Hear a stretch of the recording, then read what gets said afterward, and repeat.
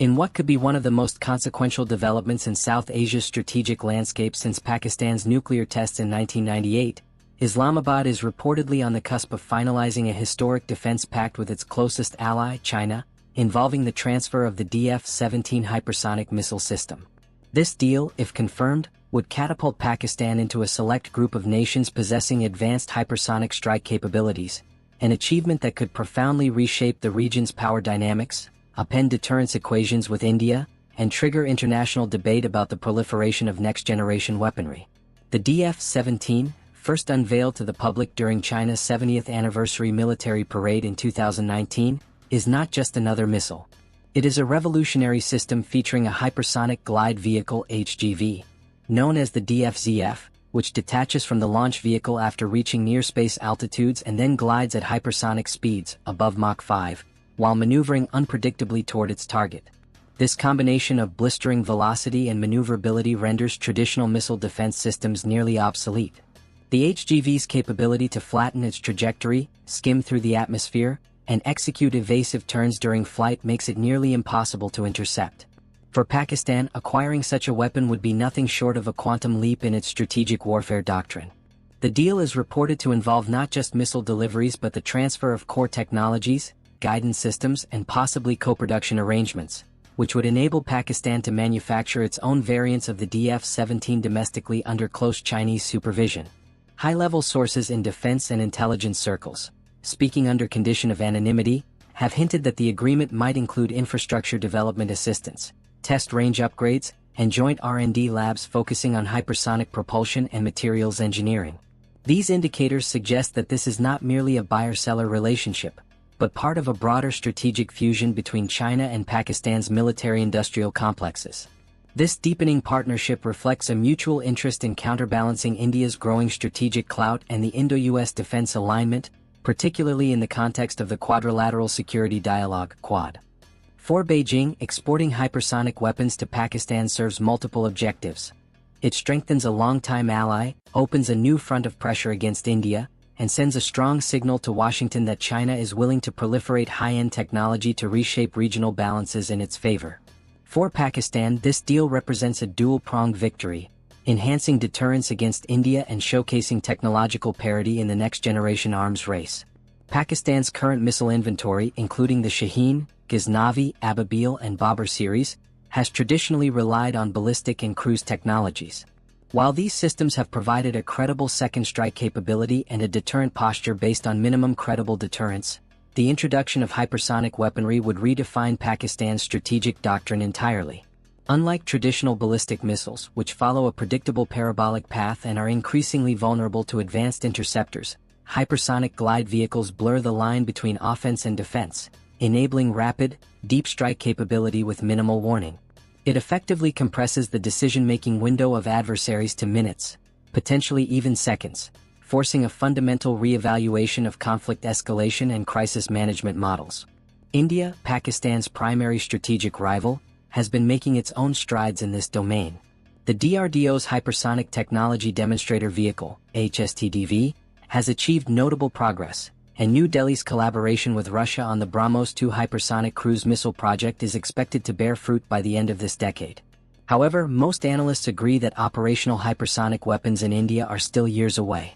If Pakistan were to field the DF-17 or a similar system before India, it would be the first nation in South Asia to operationalize hypersonic missiles, a landmark moment with profound consequences. Beyond the raw technical edge, the DF-17's deployment would have significant political and psychological impact. Hypersonic missiles are seen not merely as weapons of war, but as instruments of strategic signaling.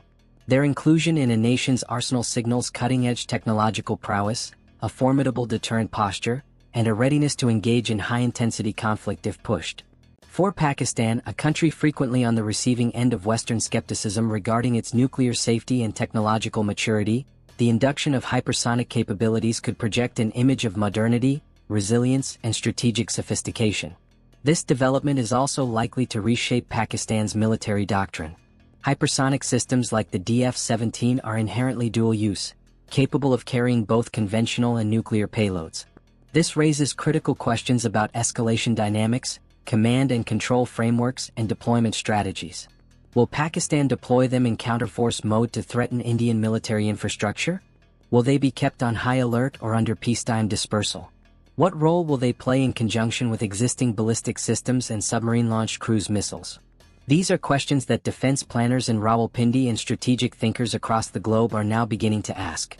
From a regional stability perspective, the ramifications are equally significant. The introduction of hypersonic missiles into a nuclear dyad like India and Pakistan, already marked by short decision windows, fragile crisis management mechanisms, and historical volatility, could prove destabilizing. In high-pressure scenarios, the inability to distinguish between a conventional or nuclear-armed hypersonic missile, combined with its near-instantaneous impact time, could prompt preemptive action or inadvertent escalation. The blurred thresholds of hypersonic conflict pose a serious challenge to existing deterrence theory, which relies heavily on response time, signaling, and proportionate retaliation. Furthermore, international watchdogs and arms control experts are sounding alarms over the potential erosion of non-proliferation norms. Although neither China nor Pakistan is a signatory to the Missile Technology Control Regime, MTCR, the technology transfer of something as advanced as a hypersonic glide vehicle is likely to invite condemnation, sanctions, or at the very least high-level scrutiny from Western capitals. Already, there are whispers in U.S. strategic circles about reviewing military aid packages to India, fast-tracking cooperative hypersonic defense projects, and increasing pressure on Beijing through diplomatic channels. The potential spillover effect of this deal, such as prompting Iran, North Korea, or even Saudi Arabia to seek similar capabilities, could exacerbate global security risks. Despite the storm clouds, some experts argue that Pakistan's move is inevitable and rational. Facing conventional inferiority against India's massive and modernizing military, Islamabad has historically leaned on asymmetric responses, from tactical nuclear weapons to MIRVs, multiple independently targetable reentry vehicles. Hypersonic missiles, in this light, are just the next logical step in preserving strategic stability through unpredictability and technological deterrence. As one retired Pakistani general put it recently in a closed-door seminar, "We don't need to match India tank for tank or ship for ship. One hypersonic missile can speak louder than 1,000 armored brigades." In summary, if the DF-17 transfer deal between China and Pakistan is indeed finalized, as multiple intelligence, defense, and diplomatic sources suggest, then Pakistan is poised to cross the threshold into a new era of warfare. An era where speed, precision, and agility redefine power. An era where missiles fly faster than decisions can be made. An era where South Asia's strategic balance hangs on the edge of Mach 5. It would be a milestone in Pakistan's military history, a new chapter in China-Pakistan defense relations, and a turning point in the global proliferation of hypersonic technology. Whether it leads to greater stability through deterrence, or greater instability through arms racing, remains to be seen. But one thing is certain, the hypersonic age has arrived in South Asia, and Pakistan intends to lead, not follow.